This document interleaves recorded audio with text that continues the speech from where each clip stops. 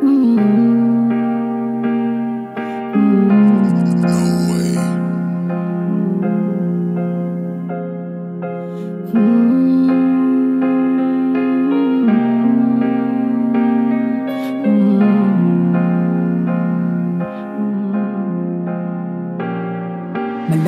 na sahig ang itinakdang higaan, luhang di mapatid mula nang ako'y hatulan sa dilim ng silid. Halos di ko na malaman, dama kong tagilid, makita pa ang kalayaan. Sa ruleta ng kamalasan ako ay natapat, ako ang may sala at yan ang tingin sa'kin ng lahat. Manahimik ka at pwede wag na wag ka lang sasabat. Sariling dila ko ay parang bigla kong napagat. Dasal sa langit o ama, ba't naman po ganon? Wala ako sa pangyayari, di ba alam nyo yun? Paano na po ang maiiwan ng maraming taon? At buhay kong masasayang sa haba ng panahon. Pagdudusakan ko ang sala na di ko po ginawa. Aking nama, di naman po ako likas na masama. Buhay ako, ngunit ako ay merong tanikala. Di nakatali pero ba't wala akong magawa? At dahil di niya sinagot ay hinayaan ko na.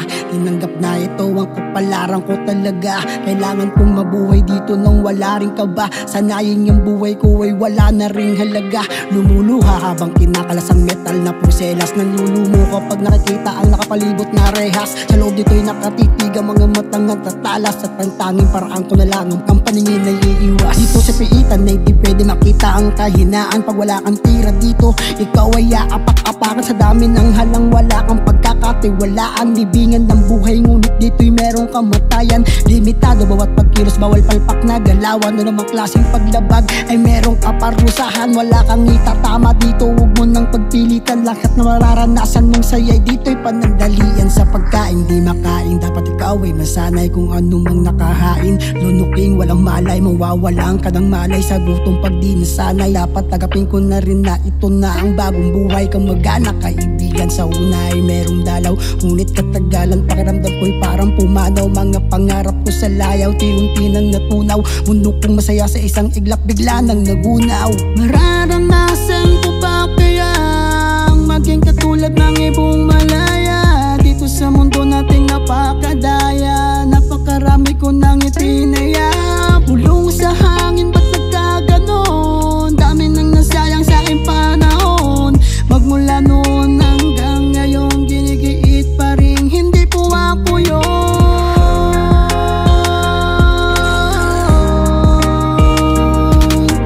Magmula noon hanggang ngayon, ginigiit pa rin, hindi po ako yun. At dito lang na nagtuloy ang nagdilim ko na buhay. Imbis magbago ay lalong humaba pa aking sungay. Kakainin ko ng buhay ang mga walang kamalay-malay. Mga burda sa balat ko ang nagsilbi na patunay. Tulbong nakilay, pangunahing makikita mo sa akin. Kapayapaan sa puso'y di ko na kayang hanapin. Utat galit na lang nanahang sa aking damdamin. Nakalimot na akong tumawag sa kanya ay manalangin. Para mabuhay kailangan ko na maging palaban. Sungay sa sungay hanggang makipagbalian. Kailangan buwis ako at yan palaging merong laman. Masama man yan o mabuti kahit anong paraan. May katagalan na rin ako ditong bumubuno. Wasak na kapalaran ko'y wala rin bumubuo. Tuwing naaalala ang nangyari, tubig kumukulo. Magkabilang tenga, demonyo ang siyang bumubuyo. Bigat sa kalooban ay sabay sa usok sa pagbuga. Kasing lalim nang iniisip ang buntong hininga. Pinipigil ang pagpatak ng luha sa aking mata.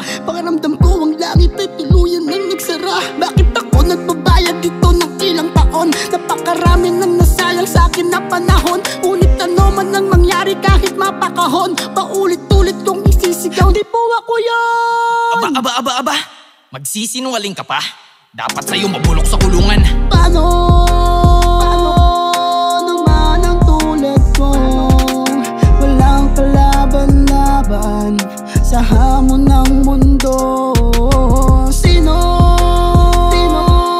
ang lalapitan ko?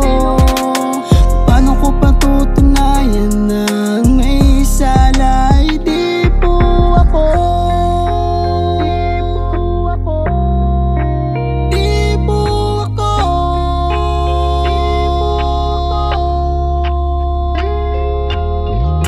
Aking ama, alam niyo pong wala po akong kasalanan.